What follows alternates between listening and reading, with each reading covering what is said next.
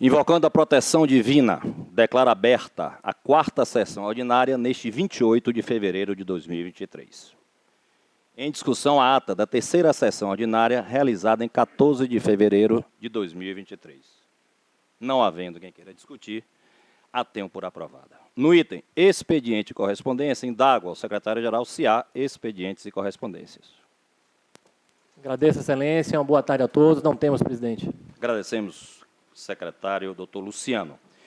Inicialmente, eu peço licença a vossas excelências, bem como aos demais presentes, para propor a inversão da pauta, visando antecipar a matéria administrativa desta sessão, para darmos posse à nova Procuradora-Geral do Ministério Público de Contas. Em face da escolha e nomeação da doutora Camila Luz de Oliveira, primeira mulher a assumir o cargo de Procuradora-Geral do Ministério Público de Contas.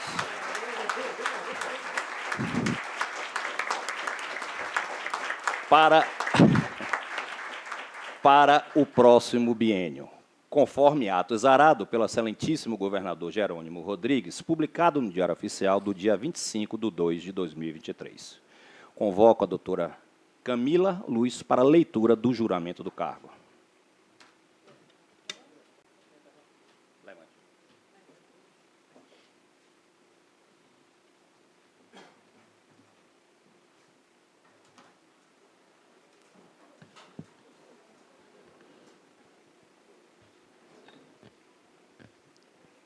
Boa tarde a todas as pessoas aqui presentes. Prometo, no exercício do cargo de Procurador-Geral do Ministério Público Especial junto ao Tribunal de Contas do Estado da Bahia, cumprir e defender as Constituições da República Federativa do Brasil e do Estado da Bahia, e observar as leis e os deveres da função, promovendo o bem público e a justiça.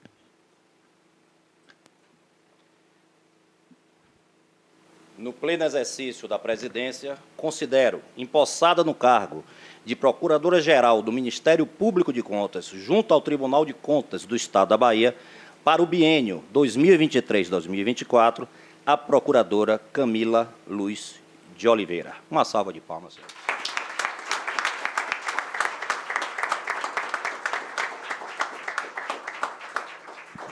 Para leitura do termo de posse, passo a palavra ao secretário-geral, doutor Luciano Chaves. Termo de posse da Procuradora Camila Luz de Oliveira, no cargo de Procurador-Geral do Ministério Público Especial junto ao Tribunal de Contas do Estado da Bahia para o biênio 2023-2024.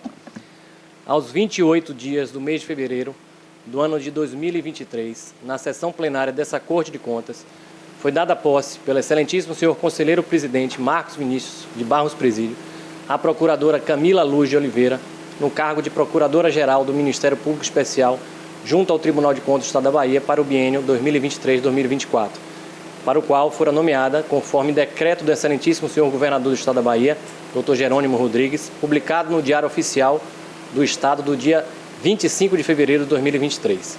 A empossada prestou juramento de bem cumprir os deveres do cargo, conforme previsto no parágrafo 1º do artigo 10 do regimento interno desse tribunal, combinado com o artigo 5º da Lei Estadual 10.547, 2006, apresentando a sua declaração de bens.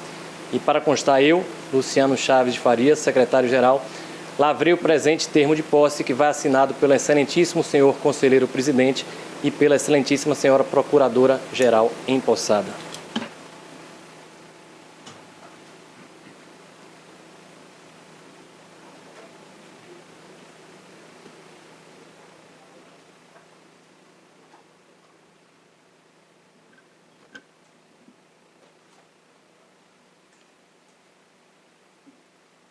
Podemos sentar.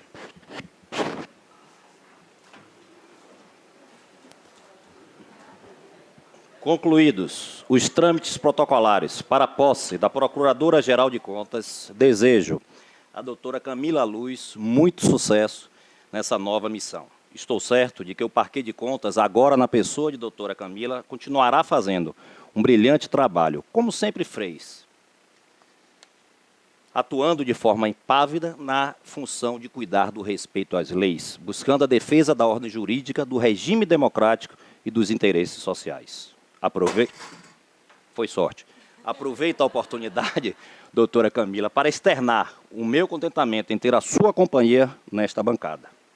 Mais uma mulher em posição de destaque para brilhantar esse plenário. Chamo a atenção ainda para a coincidência da data, já que amanhã iniciaremos o mês no qual celebramos o Dia Internacional da Mulher. Saiba de que esta presidência estará sempre à disposição para ajudar no que for possível. Passo a palavra à Procuradora-Geral, doutora Camila Luz, para o seu pronunciamento.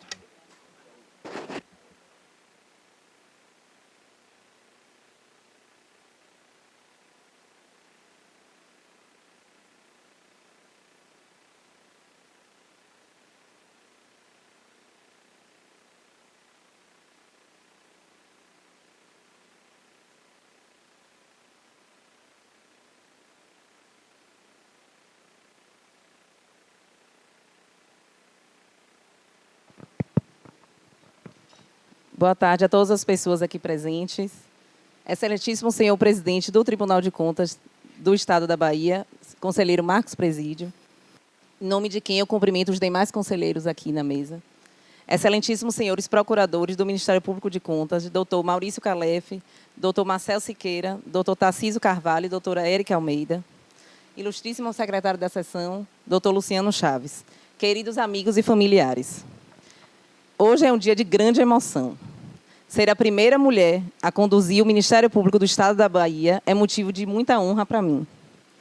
Chegar até aqui representa muito mais do que a ascensão no nível máximo da carreira. Significa o reconhecimento de que o estímulo à representatividade das mulheres nos espaços de poder pode resultar em grandes contribuições à sociedade, na medida que fortalecemos a democracia a partir da introdução de novas formas de pensar e agir. E é imbuída deste propósito que hoje eu recebo a importante missão de chefiar a instituição da qual eu me orgulho de fazer parte, sem antes deixar de destacar as valiosas contribuições dos meus queridos amigos procuradores-gerais que me antecederam, doutor Maurício Calef, doutor Danilo Andrade e doutor Antônio Tarcísio de Carvalho. Esses três homens, cada um com suas peculiaridades e características próprias, construíram valores que permeiam até hoje a nossa instituição, como órgão independente, técnico e eficiente, e implantaram decisivos projetos voltados para o aprimoramento da gestão pública. A eles, todo o meu carinho e gratidão. Cabe lembrar que o MPC conseguiu superar com firmeza as limitações impostas pela pandemia da Covid-19. No entanto, em que pese os recursos tecnológicos terem nos permitido continuar o nosso trabalho de maneira remota, entendemos que o contato diário e presencial é insubstituível, notadamente porque nele reside a riqueza que decorre das interações humanas. Não podemos deixar de pontuar também que somos um órgão relativamente novo, implantado em 2011, com a chegada dos 3 procuradores, depois, em 2013, com a minha nomeação, após a posse da então procuradora do Ministério Público de Contas, doutora Carolina Matos, no cargo de conselheira, e somente plenamente constituído em 2014, com a nomeação de mais 2 novos procuradores. Começamos a ser conhecidos como um ramo específico do Ministério Público brasileiro, que atua proativamente no âmbito do sistema de controle externo, com especialização, qualidade e eficiência, na busca de resultados concretos no aprimoramento das políticas públicas e dos serviços disponibilizados à sociedade. Apesar do inegável progresso que tivemos nesses 11 anos de existência, muitos desafios ainda se apresentam. Para tanto, precisamos aprimorar nossa atuação proativa, identificando a ocorrência de irregularidades na gestão pública e atuando sempre que possível de maneira preventiva, com vista a evitar a ocorrência de dano ao erário. Este objetivo perpassa pelo aperfeiçoamento dos nossos processos internos de normas e estruturação, sobretudo com a criação de um regimento interno próprio em atendimento aos princípios da segurança jurídica e da transparência. De igual modo, precisamos fortalecer a nossa imagem institucional, de maneira que o Ministério Público de Contas se torne um órgão plenamente acessível ao cidadão, para que este nos veja como mais uma instância de controle e proteção dos seus interesses. É importante também aperfeiçoarmos a comunicação interna e a gestão do conhecimento, resultando na criação de uma memória institucional que facilitará a transmissão do saber e a otimização do tempo. E, por fim, é extremamente relevante buscarmos constantemente a qualificação do nosso corpo técnico, com programas de capacitação. Aliás, aqui eu gostaria de fazer uma observação para deixar claro a qualidade técnica da equipe do Ministério Público de Contas, formada por pessoas extremamente preparadas, cuja contribuição para o sistema de controle externo baiano é inegável. As instituições são formadas por pessoas a quem devemos reconhecimento e valorização. Portanto, quero agradecer de todo o meu coração ao corpo técnico do MPC, aos procuradores, aos assessores, ao apoio administrativo e, em especial, à chefia de gabinete, doutor Mário dos Santos Silva, verdadeiro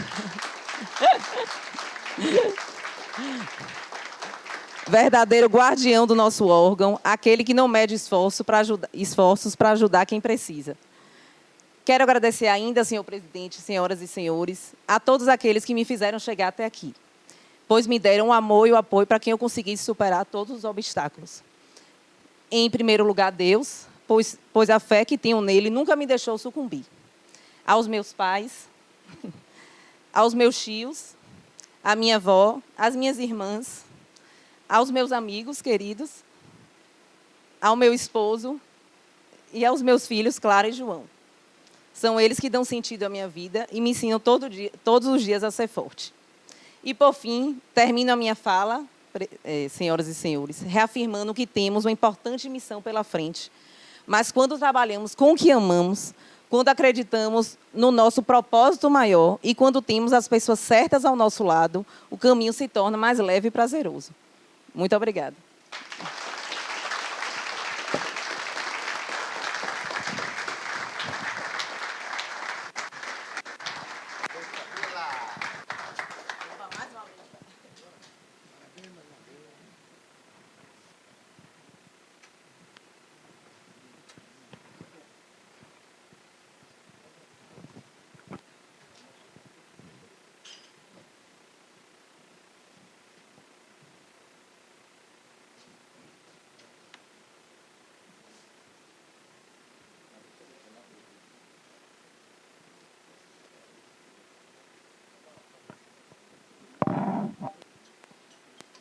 Doutora Camila, antes de passar a palavra ao conselheiro Gildásio, que já tinha me solicitado, eu quero fazer publicamente, doutor Tarcísio, meus sinceros agradecimentos da forma que você desempenhou a Procuradoria-Geral nesses últimos 4 anos, com competência, respeito e independência. Eu agradeço de coração a sua competência e de seus colegas na condução do Ministério Público de Contas. As instituições aqui, as instituições e os órgãos podem sim, doutor Tarcísio, dialogar com respeito e independência. Não é erro nem falha cada um colocar seu ponto de vista, desde que cada um respeite o ponto de vista contrário e as divergências. E aqui nesta casa, a divergência sempre será respeitada. Meus sinceros agradecimentos. A senhora tem uma missão árdua, substituir o doutor Tarcísio nesse... E os outros que passaram, sem dúvida nenhuma, Danilo mora em meu coração. Aliás, o quadro do Ministério Público de Contas, eu, como presidente, como conselheiro, eu só tenho a agradecer. Sempre repetindo, com respeito e independência. Meu muito obrigado a todos vocês. Passo a palavra agora ao conselheiro... Desculpe, o conselheiro Gildásio vai abrir mão primeiro ao conselheiro Pedro Lino com a palavra, o decano da casa. Desculpe, é porque na qualidade de decano, eu imaginei que... Não, sobretudo para poder dizer da minha felicidade de ter a doutora Camila aqui ao lado. E acho que esse tribunal, um tribunal tão masculino, bem que merecia uma mulher tão bonita. Obrigada. Então, nessa medida, eu estou muito feliz com a presença dela e eu acho que o tribunal todo está muito feliz, né, com a assunção da doutora Camila nesse cargo. Parabéns, doutor. Com a palavra, o conselheiro Gildásio Penedo. Senhor presidente, eu quero saudar Vossa Excelência, os demais conselheiros aqui presentes, conselheiro vice-presidente Antônio Norato, conselheiro Inaldo Araújo, conselheiro decano Pedro Lino, saudar de modo muito especial, agora já empossada, a nova Procuradora-Geral do Ministério Público de Contas, junto ao Tribunal de Contas do Estado da Bahia, doutora Camila Luz, em nome dela também render os meus cumprimentos a todos os seus familiares e pela presença maciça mostra o valor e o respeito que todos têm pela sua trajetória, Camila, e a presença dos seus pais, avós, salvo engano, esposo, filhos, mostram e denotam todo o entusiasmo com essa carreira brilhante que tem sido marcada na sua atuação junto a esse órgão importante que é o Tribunal de Contas do Estado da Bahia. Quero também, Camila, como pontuou Vossa Excelência na sua fala, esse importante órgão, junto ao Tribunal de Contas, o Ministério Público, tem dado ao longo dos últimos anos, e como bem dito, é um órgão, embora já houvesse previsão legal para a sua constituição, Tribunal de Contas do Estado da Bahia, senhores e, de modo muito especial, os familiares, é um órgão longevo. Nós somos a segunda mais antiga instituição dos órgãos de controle do Estado, salvo engano, perdendo para o Estado do Piauí. A Bahia é sempre muito pioneira em suas ações. E também, embora esse tempo já de sua constituição, somente ainda no ano de 2006, e preciso destacar aqui o esforço na época, embora não aqui estivesse, estava ainda na Assembleia Legislativa, mas pude presenciar como parlamentar e também participar, até porque votei naquela oportunidade na criação da lei complementar que instituiu o Ministério Público de Contas e que teve na presidência do conselheiro Antônio Norato, naquela oportunidade, o grande condutor para que já no ano de 2007 pudesse haver a sua instalação e aí sim a abertura de provimento através de concurso público para a recepção desses talentosíssimos procuradores. É importante e não há nenhuma ênfase já exagerada de se referir ao quadro absolutamente competente do Tribunal de Contas do Estado da Bahia, aqui presentes, e na figura dos seus ex-procuradores, Danilo Andrade,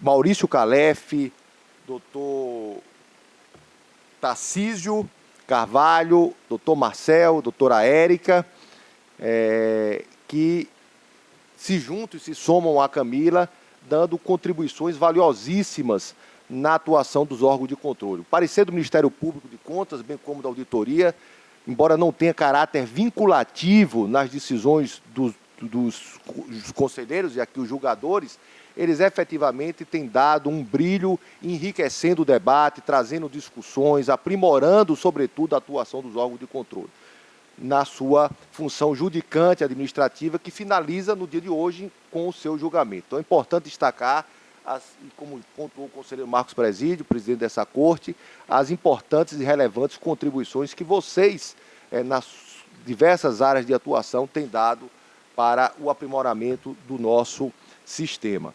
De modo que, doutora Camila, Vossa Excelência sucede, como já pontuado aí, grandes quadros e traz uma inovação, mostrando o pioneirismo da Bahia, mais uma vez, e trazendo um dado relevante. Amanhã, o Tribunal inaugura o seu 8º Congresso Internacional de Controle de Contas Públicas, trazendo uma menção honrosa ao patrono dos Tribunais de Contas, que é o jurista também baiano, que foi um mentor intelectual quando ministro da Fazenda, ainda no século repassado, no ano de 1891, 92, quando o ministro da Fazenda trouxe a iniciativa para a constituição do Tribunal de Contas do Estado e o fortalecimento do Judiciário baiano com o fortalecimento do Supremo Tribunal Federal. Portanto, as balizas, tanto do ambiente judiciário como administrativo, nasceram sobre a inspiração desse baiano. E amanhã, Camila, me permita assim a aproximação, Vossa Excelência também inaugura, coroando e inovando, sendo a primeira mulher, de fato, mostrando o seu perfil, o seu destaque, mas, sobretudo, galgando espaços muito pelo seu merecimento, pela sua atuação sempre muito correta, acordada, equilibrada, como tem sido, de certa forma, toda a atuação do órgão de controle. De modo que a gente, enquanto aqui parceiros, né, no sentido processo de julgamento, se sentimos honrados e honrosos nesse momento de tê-la ao nosso lado, representando esse importante órgão aqui no Tribunal de Contas do Estado da Bahia e lhe desejando todo o sucesso e todo o brilho que lhe é característico, até porque é de luz e luz sempre há de iluminar os seus caminhos e os nossos passos. Parabéns ao Tribunal de Contas, parabéns à Procuradora.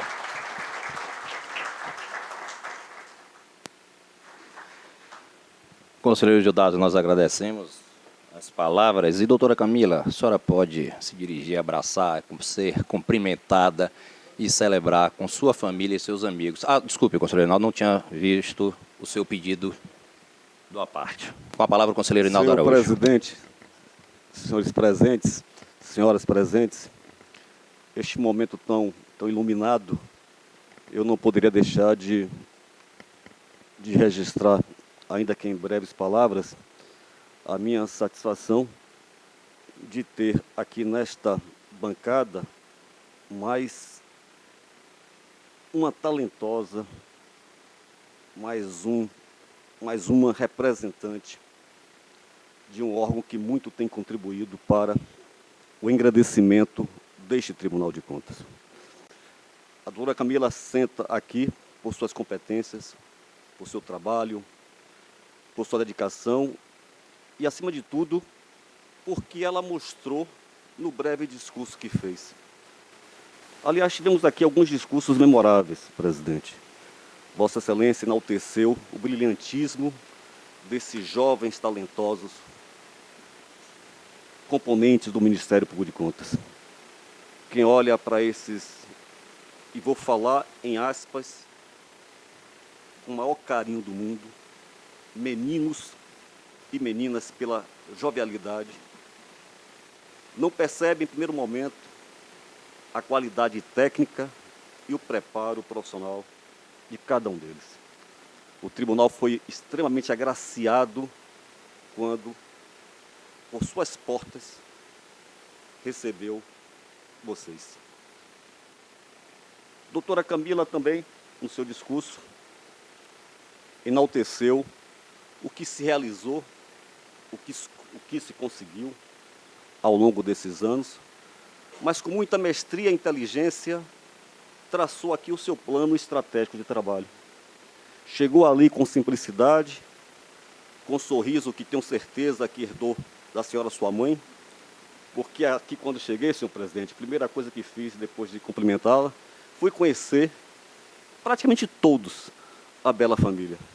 Mas com perdão dos demais, o sorriso de sua senhora mãe é realmente encantadora. Parabéns.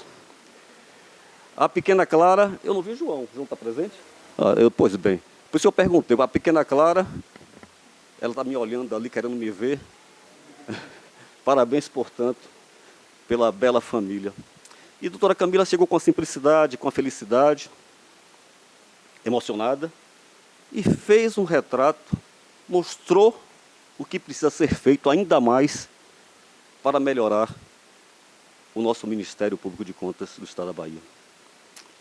E um outro discurso memorável, o conselheiro Gildásio, como sempre, eu até brincava aqui, que dizia que se eu tivesse a eloquência do conselheiro Gildásio, certeza estaria na Globo, porque, de fato, estou para ver um sujeito mais inteligente, mais elegante com as palavras, conselheiro Gildásio.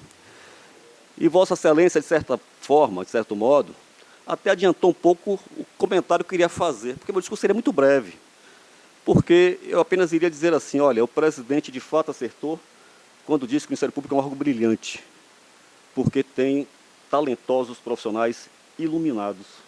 E esta casa agora mais iluminada está, conselheiro Gildásio, porque com certeza está cheia de luz. Seja bem-vinda, Procuradora-Geral, doutora Camila, cheia de luz.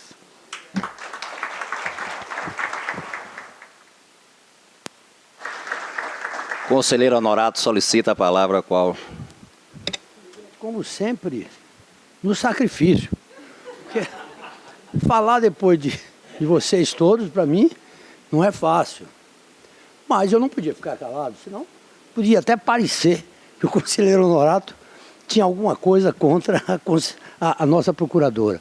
Eu quero dizer, em primeiro lugar, que o órgão do Ministério Público, ele não é fruto nem do trabalho, nem do conselheiro Antônio Honorato, de ninguém. Ele é fruto mesmo da democracia. E vou lhe dizer por quê. Porque ele só foi possível ser implantado aqui porque existia democracia na época. Houve a mudança de poder. Entre uma posse, o término de um governo e a posse do outro, eu tive a felicidade de provocar e dizer, tem que fazer logo, tem que criar o Ministério Público. Então, graças à democracia, na época, o governador que tomava posse era, me parece, o conselheiro, o senador Wagner. O governador Paulo Souto saía. Então, entre a eleição e a posse, nesse espaço, eu procurei o governador. O governador, a previsão da criação do Ministério Público é uma imposição até da Constituição. Está na hora. E aí, então eu digo, graças à democracia, à mudança de poder, à alternância de poder. Portanto, é uma mulher que vai assumir esse órgão, que é origem, mas eu não quero parabenizar a Vossa Excelência. Eu quero parabenizar mesmo, primeiro, os membros do Ministério Público, que vai ter uma mulher competente na frente. Mas, sobretudo, aos seus pais, pela filha que tão bem criaram, né? Ao seu marido, sua filha e seus filhos, e dizer que eles é quem estão de parabéns, e, sobretudo, o Tribunal de Contas. Portanto, os parabéns a esse, você desejar sorte, candidato. Muito obrigado.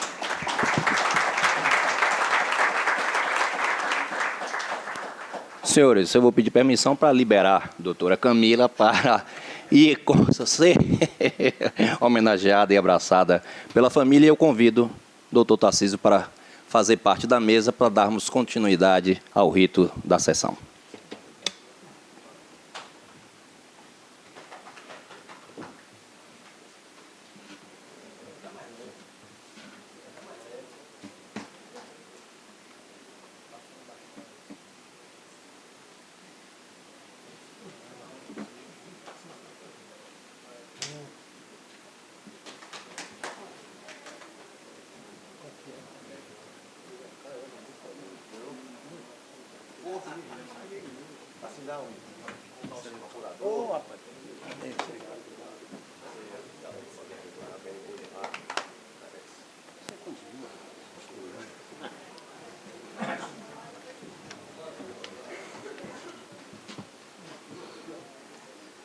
Dando sequência à ordem cronológica da pauta, temos os itens conferência, medida cautelar, consulta e denúncia, não há nada pautado. No item auditoria e inspeção, temos o processo 118/2021, é uma auditoria cuja relator é o conselheiro Pedro Lino. O objeto é o acompanhamento da execução orçamentária e financeira, pelo período de 1/1 a 30/6/2021.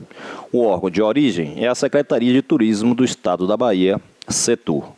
As unidades são os secretários, o senhor Fausto de Abreu Franco, de 1/1 a 19/5/2021, o senhor Luiz Maurício Bacelar Batista, pelo período 19/5 a 30/6/2021. Pela diretoria-geral, a senhora Suelene Santos Silva, pelo período de 1/1 a 27/5/2021. O senhor Josimar Sol de Macedo, 28/5 a 30/6/2021. Pela Superintendência de Investimentos em Zonas, o responsável é o senhor Antônio Fernando Pereira dos Santos, pelo período de 1/1 a 30/6/2021.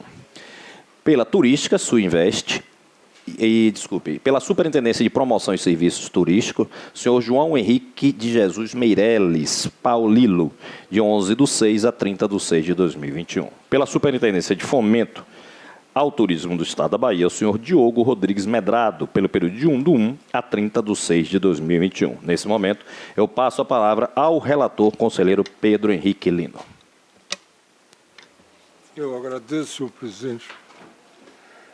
E adianto que, considerando que o relatório do processo encontra-se disponibilizado no sistema Proinfo desde o dia 1/2/2023 e que, igualmente, já disponibilizei no referido sistema a versão integral do meu voto, peço licença, portanto, para ir direto a parte dispositiva deste. Vamos lá, então.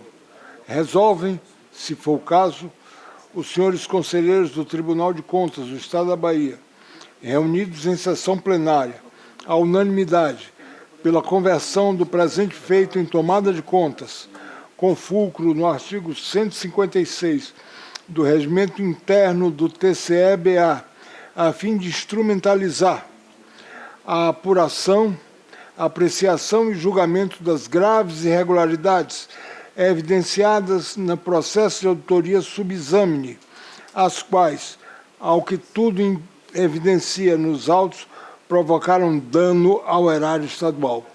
É a proposta de resolução, senhores.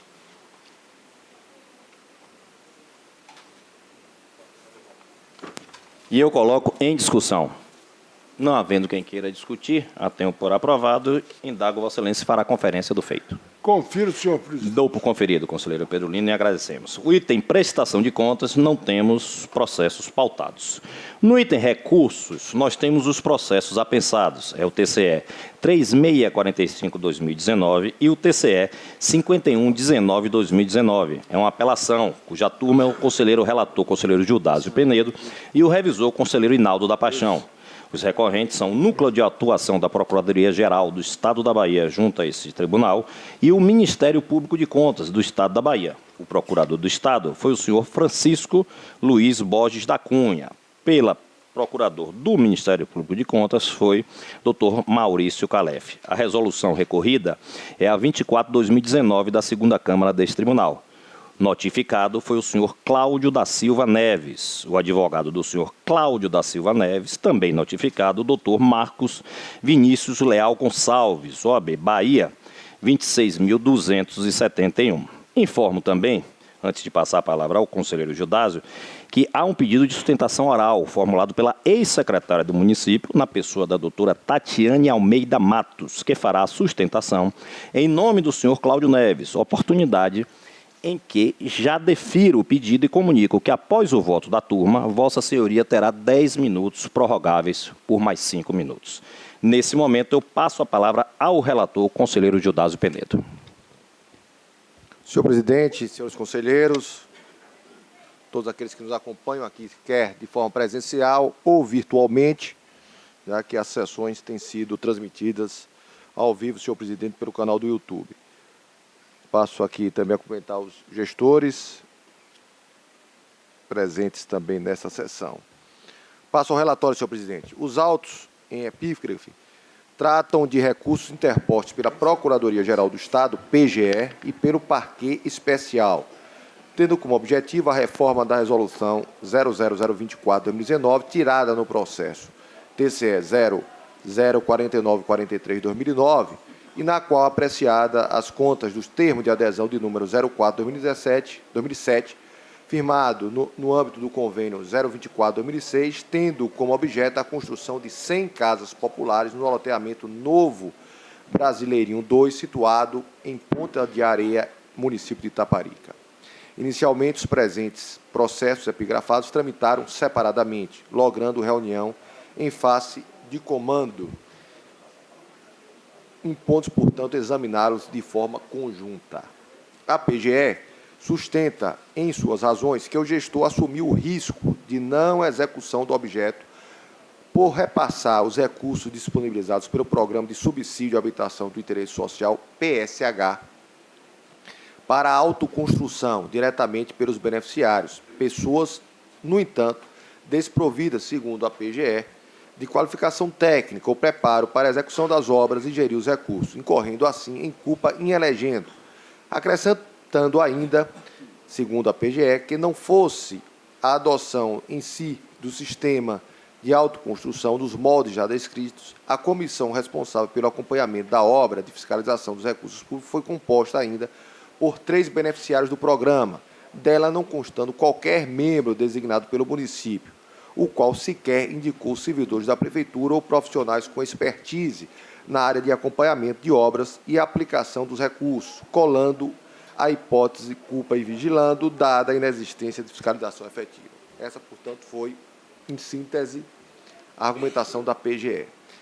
Nessa atuada, a PGE ainda informa, abro aspas, que sequer foi exigido e juntado nenhuma nota fiscal ou empenhos que comprovasse compra de materiais, nenhuma folha de pagamento que comprovasse o efetivo desembolso para pagamento a empregados, nenhuma guia de recolhimento de impostos e encargos sociais foram apresentados, nenhuma nota fiscal de serviço de qualquer empresa de engenharia que comprovasse seu pagamento por servidores executados na obra, fecho aspas.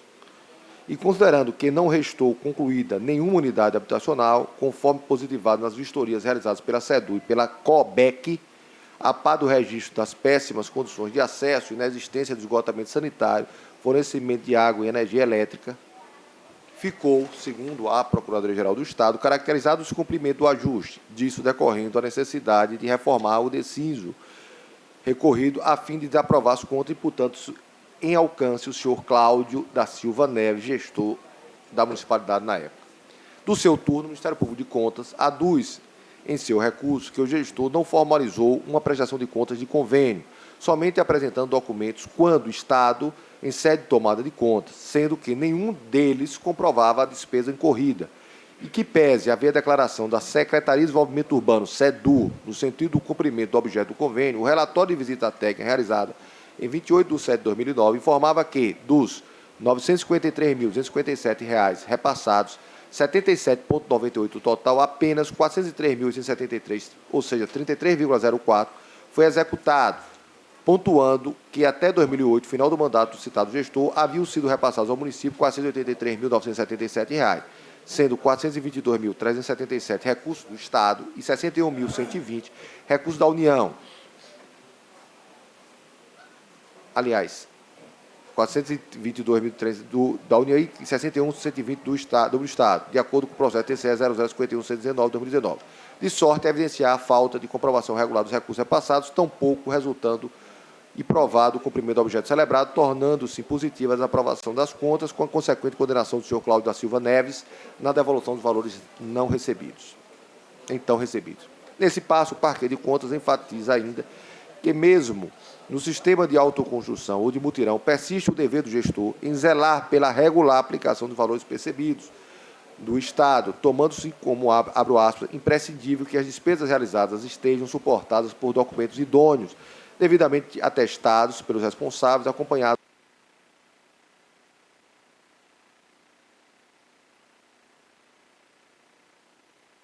atos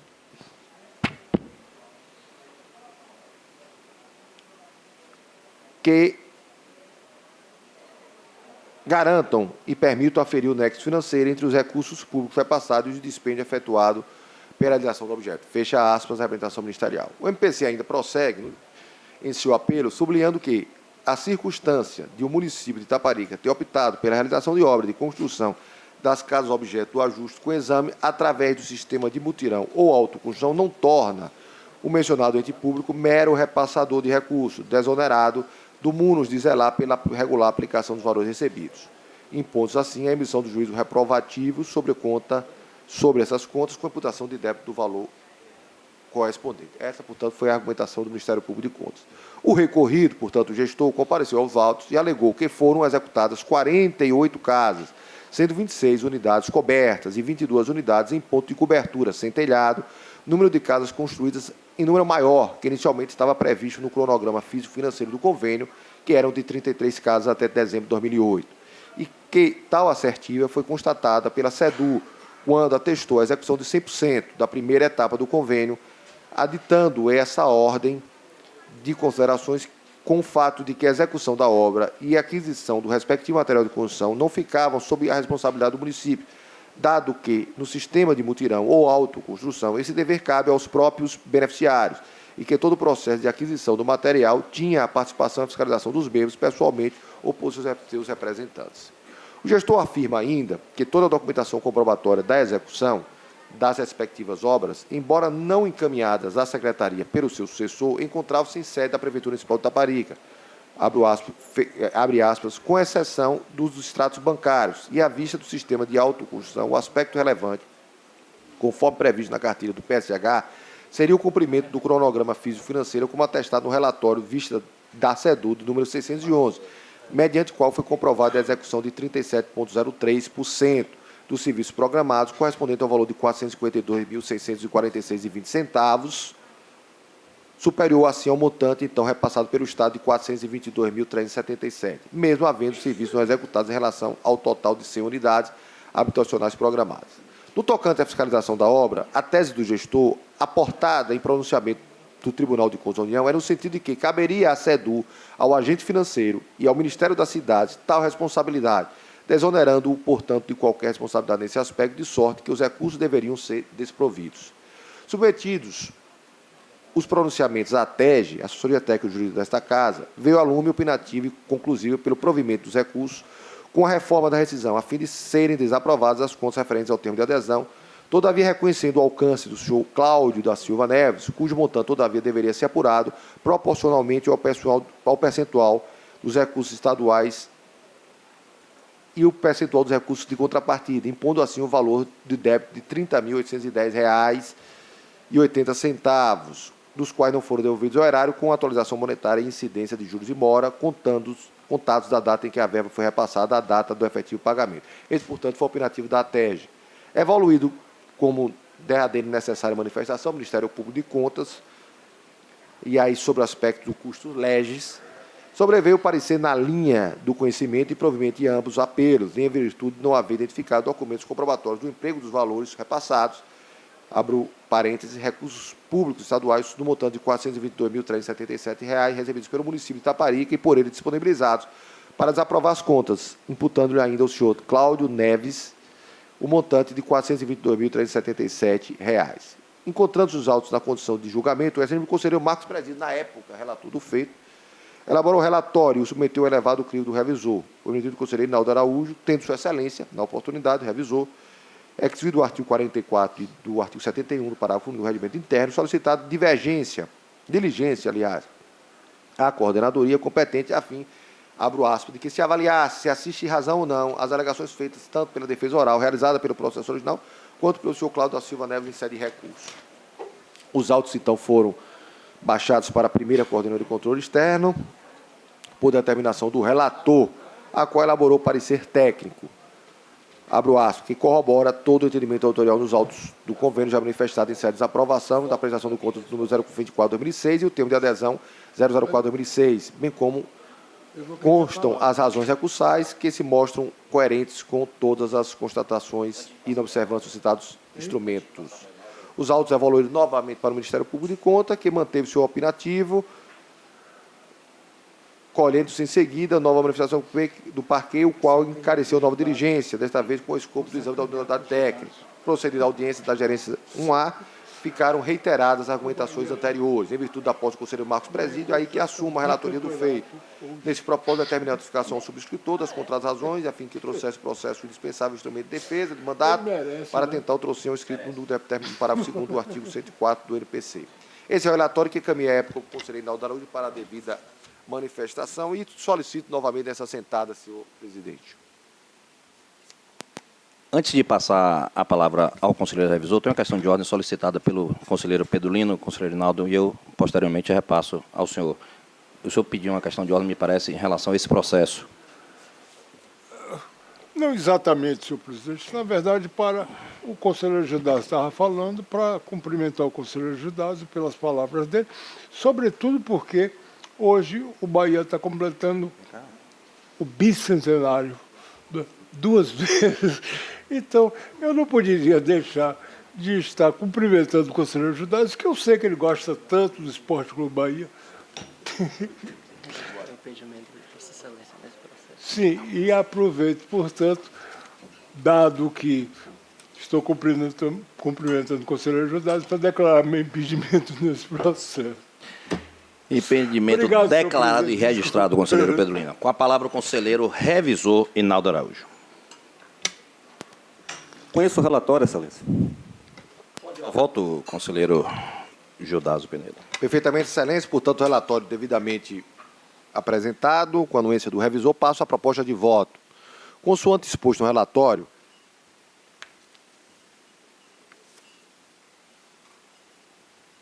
Os apelos manifestados pela Procuradoria-Geral do Estado e pelo Ministério Público de Contas comportam conhecimento como apelação, tendo em vista de terem sido protocolizados no prazo previsto no artigo 37 da Lei Complementar 0591 e no artigo 202 do Regimento Interno, impugnando, portanto, são proferidas na colênia da Câmara deste tribunal. Portanto, eu conheço os apelos tanto da PGE como da Procuradoria-Geral do Estado. Quanto ao mérito, inconformismo materializado nos autos, não há de se vingar. Data vênia e aqui explico. As teses recursais são convergentes na pretensão da reforma da Resolução 024/2019, ambas perseguindo a desaprovação das contas com imputação de alcance. A grosso modo, compartilham os fundamentos que conduzem a esta deliberação. Assim, o ponto que confluem a PGE e o Ministério Público de Contas pode ser sintetizado na ausência da licitação para a execução das obras com repasse direto de recursos aos beneficiários, em razão do que se convencionou chamar de sistema de autoconstrução, avultando em gravidade o fato de a comuna não ter acompanhado a fiscalização e a aplicação dos dinheiros transferidos, deixando outrossim de oferecer o mais mínimo suporte à ação empreendida. Nessa linha de argumentação, os recorrentes sustentam em uníssono que a transferência da totalidade da verba de R$ 422.377 deliberada e liberada em parcela única a pessoal carente de qualificação técnica para executar o serviço, além de desprovido de expertise para administrar o recurso disponibilizado, engendrou risco na execução da obra, resvalando no descumprimento do objeto conveniado, consoante evidenciado na inteligência in loco, não estando 100% concluída nenhuma unidade habitacional. Avançando ainda, segundo o Ministério Público e a própria PGE, para destacar outro aspecto igualmente hábil, a procedência dos apelos inquestionados para a PGE e o Ministério Público, que são as despesas incorridas não se encontrarem suportadas por documentos idôneos, prejudicando a emissão de um juízo robusto quanto ao liame causal entre os recursos repassados e as despesas efetivamente realizadas. Embora os argumentos trazidos e lançados pelos recorrentes desenhem um cenário totalmente adverso ao recorrido, mista é elucidar alguns aspectos que reputo essenciais para a compreensão da controvérsia e do resultado final da apreciação desse processo de contas relativos ao termo de adesão 04/2006, firmado entre o município de Itaparica e a Secretaria de Desenvolvimento Urbano através do convênio 024/2006. O primeiro ponto que demanda exame diz respeito ao repasse direto de recursos aos beneficiários, rectos mutuários, na prática que redundou na potencialização do risco de inadimplência quanto aos objetivos ajustados, dissipando eventuais benefícios gerados pelo sistema de mutirão, segundo arguídos pelos recorrentes. Em relação a essa vertente do apelo, há de se afastar o argumento da imprescindibilidade de procedimento licitatório, no caso, a autorização do sistema de autoconstrução, certo que, nessa modalidade de execução, o aporte de recursos diretamente transferidos aos beneficiários cadastrados não se revela apto a merecer qualquer reprimenda, constituindo-se assim em modo legítimo para operacionalizar o cumprimento do ajuste celebrado sob os auspícios do Programa de Subsídio à Habitação do Interesse Social PSH. Superado esse capítulo dos apelos, a segunda questão que reclama enfrentamento envolve o incumprimento do convênio, seja no viés da inexecução das unidades habitacionais, seja na vertente da falta de demonstração do nexo causal entre as despesas efetivadas e a documentação que a suporta. Nesse prumo, emerge dos autos que o total de recursos repassados, alcançando R$ 422.377, foi transferido para o senhor Marcos Antônio Freire Menezes, no montante de R$ 142.825,84, ao senhor Gilberto Pereira dos Anjos Neto, no montante de R$ 147.000, e Rosimeire Marques de Santana, no montante de R$ 135.000, membros efetivos da Comissão de Acompanhamento da Obra, CAO. Conforme já assentado a Lures, não se coloca em causa a legitimidade do repasse, impondo-se, todavia, a examinar a regularidade em sua aplicação, tendo o eminente relator do processo original TCE 0049-43/2009 sustentando no voto condutor da decisão impugnada, aqui trago em verbos. O relatório de visita técnica de número 611, também da SEDU, atesta que do total da obra prevista estavam concluídos 37,703% dos serviços programados, ou seja, 37,3 de 1.228.377, o que compreende 452.646,20 centavos. E ainda que havia serviços não executados em 62,97 para a construção das 6 unidades totais programadas. Assim, percebo que houve aplicação de recursos no objeto conveniado, correspondente ao valor de R$ 452.646,20, portanto, superior ao repasse de R$ 422.377. Não obstante a SEDU atestar a conclusão da obra em percentual de demonstração e aplicação total dos recursos estaduais repassados, vejo no ofício de número 409 de 2011 da DG, Diretoria-Geral da SEDU, desta maneira a Secretaria que são respondidas questões formuladas pelo Ministério Público de Contas em seu parecer de número 88 de 2011, quais sejam, qual o cronograma físico do convênio, quanto deveria ter sido e quanto foi executado o convênio de 2008. O então diretor-geral da SEDU, o senhor Luiz Augusto Reis, informa no citado ofício que a execução de 100% do quanto previsto no cronograma físico-financeiro para o exercício de 2008. Neste ponto, percebo que, quanto à gestão do senhor Cláudio Neves da Silva, período de 2005 e 2008, não há que se falar em execução do objeto do convênio, posto que está claramente comprovado os autos que houve aplicação integral dos recursos estaduais repassados. E aqui fecho aspas, trazendo, portanto, o voto do processo original do então relator naquela oportunidade. Nada obstante isso, o coro dos autos, no processo originário que a SEDU apontou mediante relatório do empreendimento, que o valor total aportado de R$ 953.257, ou seja, R$ 422.377 mais R$ 530.880, foram realizados 33,04% da obra, alcançando a construção de 33 unidades habitacionais e 27 mil metros quadrados de terraplanagens.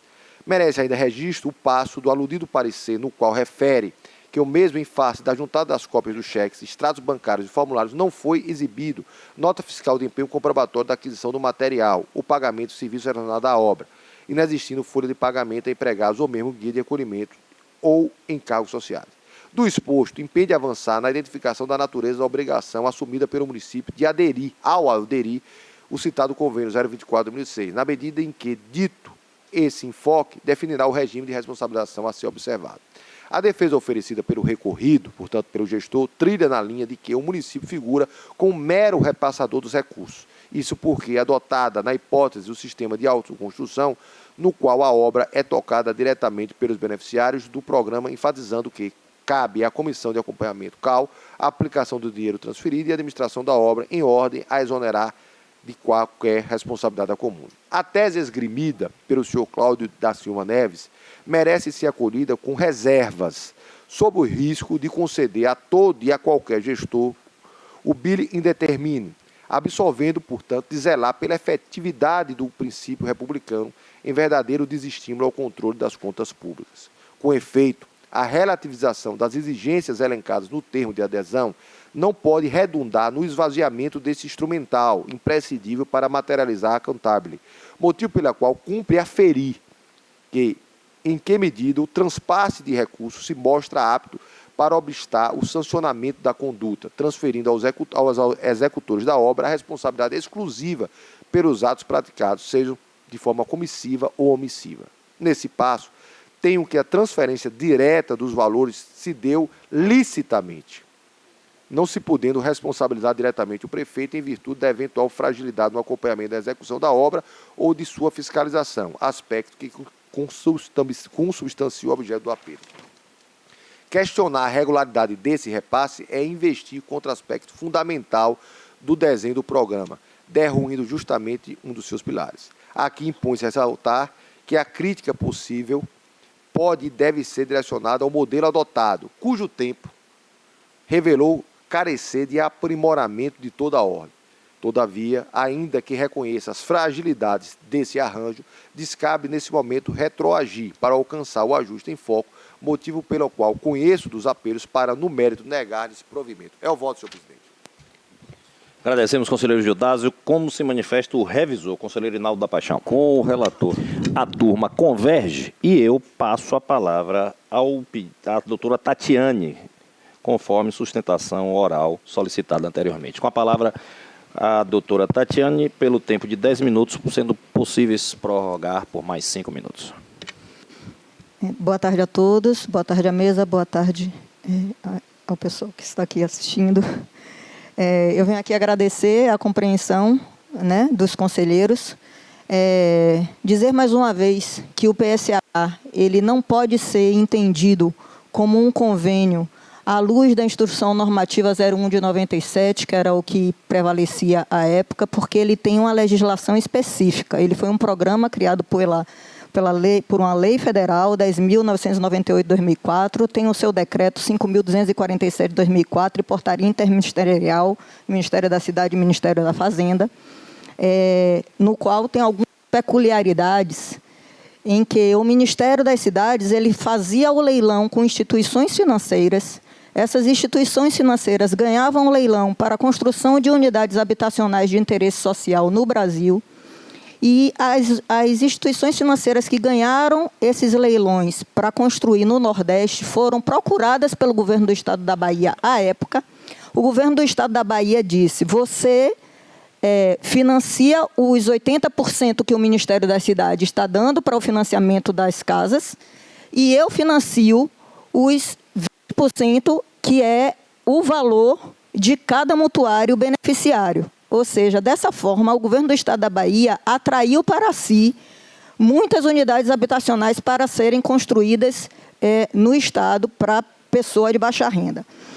O que ainda me deixa assustada é que a PGE e o Ministério Público não tenham entendido que o objeto desse convênio não é construção de unidades habitacionais. A gente deixou bem claro aqui, quando fez a sustentação oral na segunda Câmara, que o objeto do convênio é aporte financeiro destinado à complementação da capacidade financeira de pessoas com renda inferior a 1,5 salário mínimo para a construção de 100 casas populares no âmbito do PSH no município de Itaparica. Isso está na folha 450.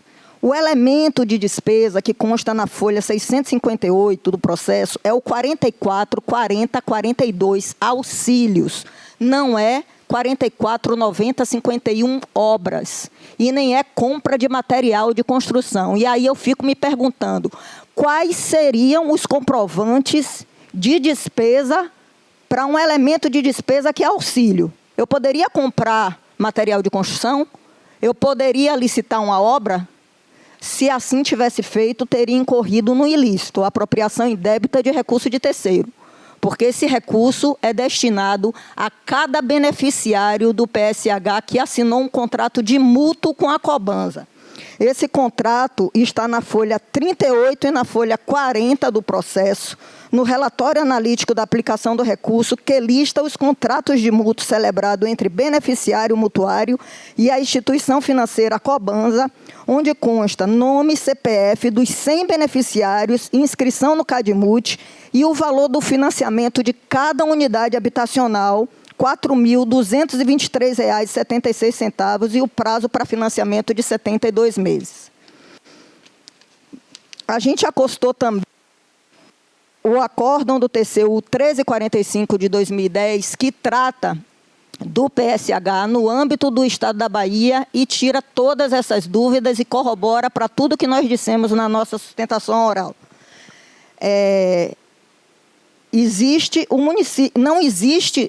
Não existe obrigatoriedade nem dever de licitar. Como eu disse, se a gente licitasse, a gente tinha incorrido num crime, porque o recurso não é para obra, o recurso é um repasse de auxílio. Somos, sim, meros repassadores de recurso. Por quê? Fizemos o cadastramento dos beneficiários, quem conhecia os beneficiários era o município, em vez do Estado passar o recurso de auxílio diretamente para o beneficiário, ele repassou para o município repassar para o beneficiário, e aí o beneficiário pagar a empresa de engenharia que é elencada pela instituição financeira.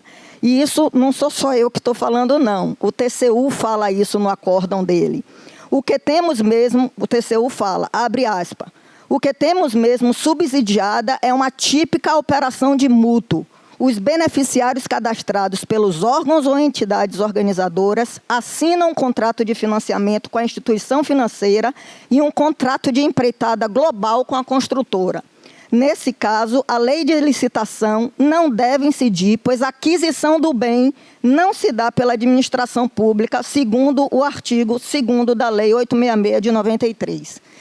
Então, agradeço mais uma vez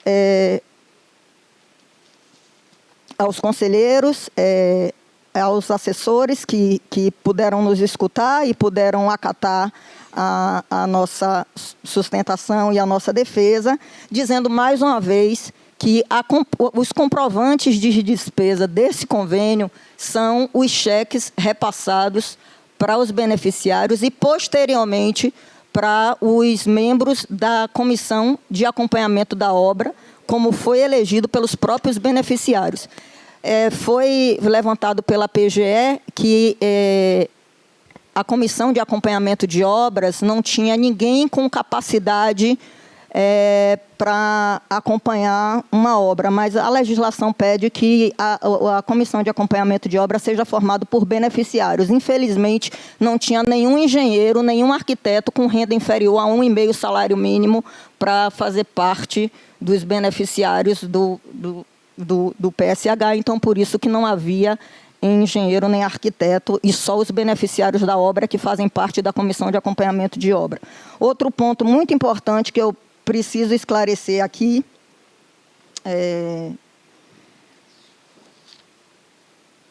bom, já esclareci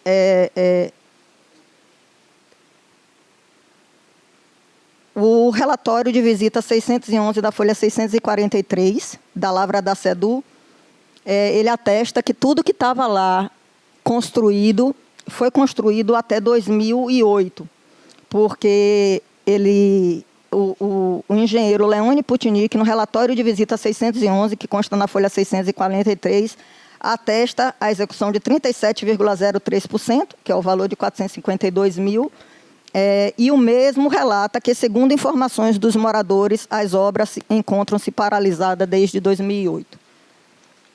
Obrigado mais uma vez. Nós que agradecemos, doutora Tatiane, e eu coloco em discussão. Não há... Com a palavra, conselheiro Inaldo Araújo. Senhor presidente, na condição de revisor, fica extremamente difícil solicitar a vista de um processo, até porque a posição natural do revisor é se aprofundar, assim como também o faz com propriedade o relator. Mas preciso dizer que nesta casa, com os avanços tecnológicos implementados, muito especial pelo conselheiro relator, conselheiro Judás, e que Vossa Excelência também, na sua brilhante gestão, segue na mesma trilha, todos os conselheiros desta casa têm acesso aos processos eletronicamente e, assim como a sua assessoria, fazem, como o Ministério Público, como a ATEG, um estudo aprofundado dos processos. Então, nada mais distante imaginar que um conselheiro desta casa não tenha conhecimento dos processos que aqui julgam. E não por outra razão, não sei, aliás, o conselheiro Castro Neto, pelo silêncio, tende a acompanhar, pelo visto, a posição da turma, e que será unânime a decisão, pelo que eu estou aqui a perceber, prova mais uma vez que o quanto esta casa está preparada para, bem aqui, apreciar a responsabilidade de todos os gestores públicos. E quando chega no púlpito a doutora Tatiana Matos, que tem um sobrenome que muito engrandece esse tribunal, que é o conselheiro Filemão Matos, quando viu o nome da doutora patrona, me lembrava da sapiência e da cuidado que o conselheiro Filemão Matos tinha em relação aos processos, e a doutora também mostrou aqui no púlpito que leu, que estudou, com muito cuidado, com muito carinho, para reforçar a tese, que foi a mesma tese da turma. Então, este conselheiro revisor, que depois do que ouviu, pensou até seriamente em pedir vista do processo, para estudar um pouco mais, mas de qualquer sorte, eu vou manter a minha posição, provando que, de fato, esse tribunal, depois do que aqui ouvi, trilha pelo bom caminho. Em discussão. A palavra, senhor presidente. doutor Tarcísio. Excelentíssimo senhor presidente, conselheiro Marcos Presídio, em nome de Vossa Excelência, eu cumprimento os demais conselheiros, o nobre secretário-geral, meu amigo, doutor Luciano Chaves de Farias, e todos aqueles que nessa oportunidade nos assistem e nos ouvem, eu vou, senhor presidente, fazer uma manifestação rápida no sentido de reiterar as manifestações do Ministério Público de Contas que constam nos autos, tanto o recurso interposto por Dr. Calef, quanto a manifestação de doutora Érica como custos legis. Em primeiro lugar, falando da complexidade desse processo, como muito bem retratado tanto no julgamento dos autos originários, quanto agora na manifestação do conselheiro Judásio, do conselheiro Inaldo. É um processo complexo, é um processo de uma engenharia jurídica ultrapassada, a verdade é essa, a gente tem uma modelagem jurídica de construção de unidades habitacionais que não está mais em vigor, que foi se aperfeiçoando ao longo do tempo, mas era o que se tinha naquele momento. Nós temos a passagem do tempo, e a passagem do tempo traz consigo uma dificuldade muito grande quanto ao elemento probatório, e essa é a dificuldade que os jogadores e todos aqueles que se debruçaram sobre o processo enfrentaram ao analisar os autos. O que me incomoda nesse processo, e eu falo do lugar de quem não teve condições de se aprofundar como deveria nesse processo, eu fui pego de surpresa com a necessidade de substituir a doutora Camila, que acabou de tomar posse, mas tive contato com alguns colegas que se manifestaram nesse processo, que me parece que é o cerne da diferença de posição entre os conselheiros que emitiram seus votos e quem se manifestou, ou unidade técnica, Ministério Público de Contas, é no sentido de compreender que figura é essa do mero repassador de recursos. A discussão é toda essa. Então, o município de Itaparica firma um termo de adesão a partir de um convênio firmado com algum ministério e, a partir daí, assume uma série de obrigações. O município de Itaparica assume uma série de obrigações. Dentre essas obrigações, como executor desse convênio, há de construir sob sua única e exclusiva responsabilidade as unidades habitacionais objeto do contrato. Então, eu tenho a dificuldade de identificar como seria essa figura do mero repassador de recursos. Ele recebe o recurso do Ministério, associa recursos do Estado e recursos da contrapartida, repassa os beneficiários fazem a execução ou contratam uma empresa de engenharia, e a responsabilidade por fiscalizar, por ver se o contrato está sendo corretamente executado, se o recurso público está sendo direcionado para o atingimento da finalidade pública, essa responsabilidade não é de quem firmou esse convênio, de quem firmou esse termo de adesão. Então, são essas as breves cogitações, né, ideias que eu gostaria de trazer para o debate, mas, em linhas gerais, eu gostaria aqui, então, de reiterar, com todas as vênias, a manifestação da turma julgadora e de todos aqueles que já votaram no processo originário, mas eu gostaria de reiterar, então, as manifestações do Ministério Público de Contas no sentido de provimento do recurso interposto pelo parquê. Muito obrigado. Agradecemos, doutor Tarcísio, e eu passo a palavra em discussão ainda ao conselheiro Gildásio Penedo. Senhor presidente, somente para pontuar esse aspecto que traz a representação do Ministério Público.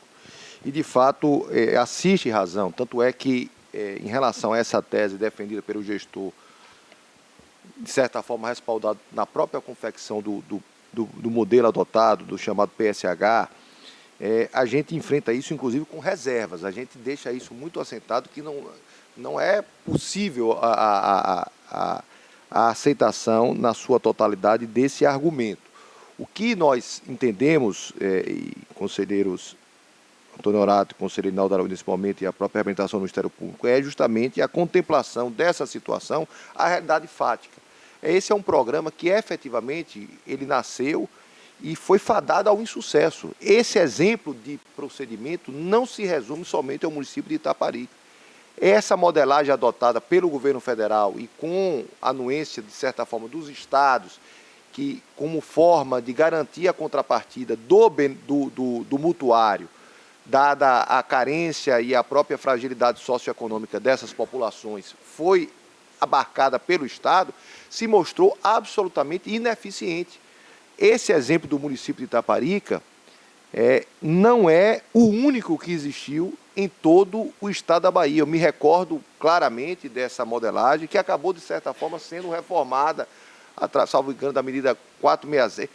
Eu sei que tiveram uma série de adequações até se perceber, de fato, a dificuldade, até porque há uma brecha legislativa de certa forma, da acomodação dos partícipes e da responsabilidade de cada ator nesse processo. Vossa Excelência, me permite Sim, só claro. uma pequena parte. Concordo integralmente com Vossa Excelência.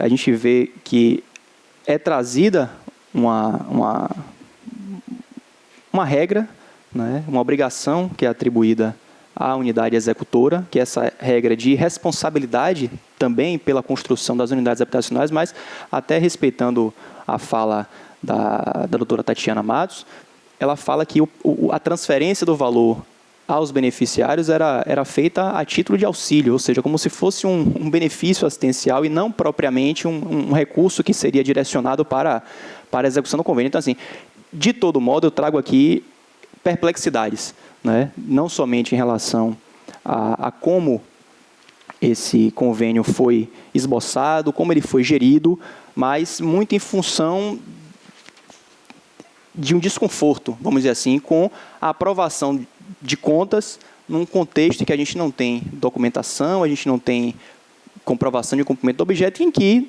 nada obstante toda a realidade que se desenha, a gente tem uma obrigação muito clara no convênio de responsabilidade do município executor.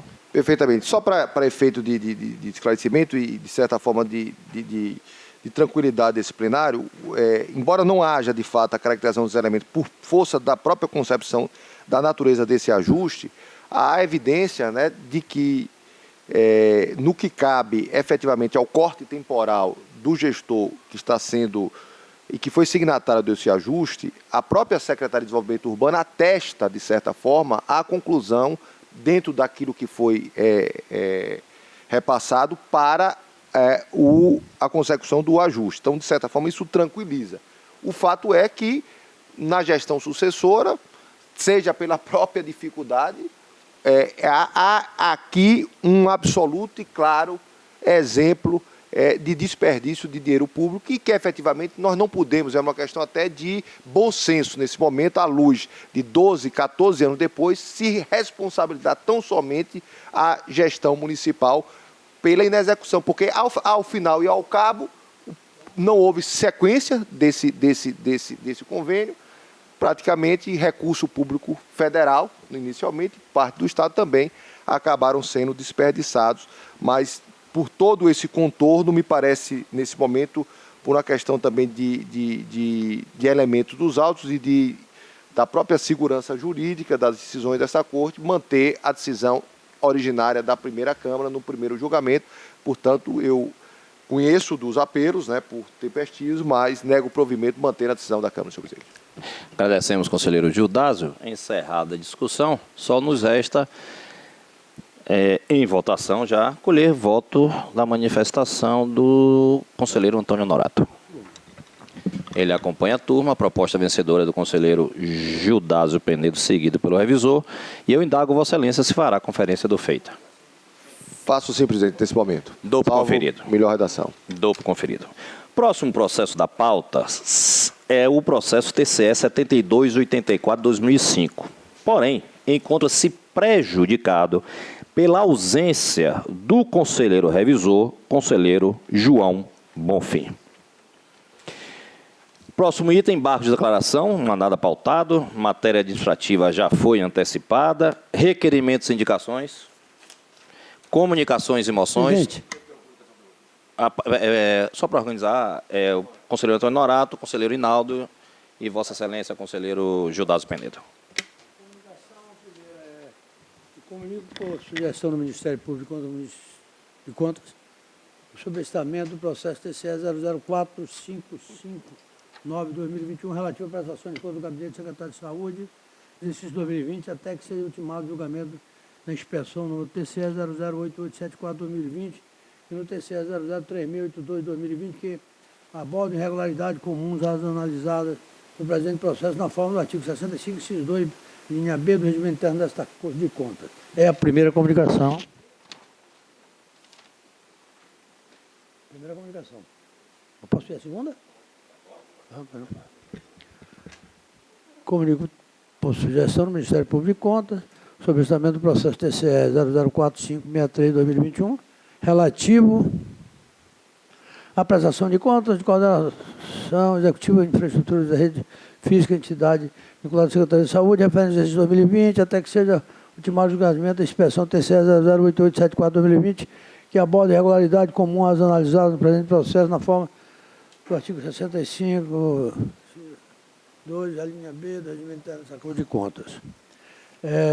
Outra comunicação, a terceira já, senhor presidente, comunico que a primeira CCE concluiu pelo cumprimento da determinação imposta pelo dirigente Marcos da Bahia Gás, senhor Luiz Ramos Raimundo Barreiros Avaza, constante da resolução 170/2019, exarada no bojo do processo de auditoria de conformidade número TCE 010128/2018, que o Ministério Público de Contas se manifestou pelo arquivamento do feito e que, abro aspas, que seja deliberada pela sua juntada ao processo TCE 010128/2018, a auditoria da deconformidade, no que foi proferida a decisão monitorada, considerando o disposto no artigo 10 da resolução TCE 175/2019 deste TCE, como disse este colegiado, a quitação plena ao dirigente Marcos da Bahia Gás, senhor Luiz Raimundo Barreiro Vaza, e acompanha o entendimento do Ministério Público quanto ao arquivamento do feito e sua juntada ao processo originário. E, por último, uma quitação por despacho. Trata-se da prestação de contas de exercício 2018 da Superintendência de Desenvolvimento Industrial e Comercial SUDIC, a qual foi desaprovada com aplicação de multa no valor de 3.000 ao dirigente Marcos Jairo Pinto Vaz, dentre outras deliberações. Com pagamento da multa, conforme informação de referência 2958977, das quitação ao senhor Jairo Pinto Vaz. Era essa quitação. Agradecemos, conselheiro Norato, e o plenário dá-se por inteirado pelas comunicações apresentadas por Vossa Excelência. Com a palavra, o conselheiro Rinaldo Araújo. Senhor presidente, eu serei breve, já que precisamos todos nos dirigir aos preparativos do nosso congresso e as reuniões técnicas, mas eu não poderia deixar de registrar, senhor presidente, a proporção de pesar que proponho, que anteontem, no dia 26, faleceu um pedaço da contabilidade da Bahia. Ainda ontem eu fui ao velório do nosso querido e já saudoso Wilson Tomé Sardinha Martins, que indubitavelmente foi e é um dos maiores contadores desta nossa terra. Faleceu aos 94 anos de idade e difícil encontrar um contador nesta terra que não foi ou não o chame professor Sardinha de professor Sardinha. Quem o conheceu em vida nesta passagem sabe o quanto ele era tranquilo, sereno, educado e atencioso, principalmente com os mais jovens. Todos aqueles que conversavam com o professor Sardinha, ele de pronto enaltecia a necessidade da preparação, da capacitação, do estudo contínuo por aqueles que pretendiam seguir uma boa jornada, uma boa trilha na sua profissão contábil. Ele, doutor em contabilidade, foi o primeiro laureado com a medalha de mérito Melitino Rodrigues Martinez, que é a maior honraria da classe contábil para os profissionais desta importante área do conhecimento. O professor Wilson Sardinha deixa as filhas Denise Martins de Oliveira, Maria Marta Martins, Línia Martins, 5 netos, Josias Filho, Silva, Wilson Neto, Laila e, em especial, a jovem talentosa Daniela, que é servidora aqui do TCM, da Escola de Contas do Tribunal de Contas dos Municípios, e eu não sabia que ela era neta do professor Sardinha, só fui descobrir, portanto, no velório, e, de fato, foi um momento de muita emoção para mim, porque eu tinha um carinho muito grande pelo professor Sardinha. E ele também deixa 7 bisnetos. É um homem que viveu 94 anos e deixou escrita a sua trajetória como um bom contador, como um exímio contador, como um contador de escola e que vai fazer muita falta à contabilidade brasileira, em especial a baiana. Que o bom Deus conforte a família e que o nosso querido Sardinha ajude a São Pedro a continuar fazendo as boas contas lá do céu. Portanto, é a proposta de moção que faço e que, se aprovada for, que se comunique à família, se comunique a este TCM, na pessoa especial da jovem Daniela, ao Conselho Regional de Contabilidade, à Universidade Federal da Bahia, na sua faculdade de Ciências Contábeis, ao Conselho Federal de Contabilidade. É a proposta que faço, senhor presidente. E eu coloco em discussão. Não havendo quem queira discutir, com a palavra, solicita a palavra, conselheiro Judas?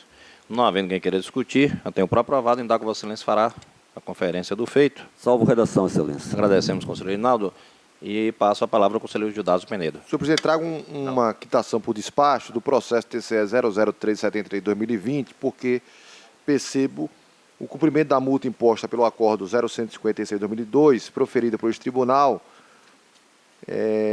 do qual impôs multa no montante de R$ 2.500, conforme certificado histórico extraído de 5/2003, no Sistema de Controle de Cobrança de Débito e Multa, o SISCOBRA. Portanto, há evidência do cumprimento do pagamento.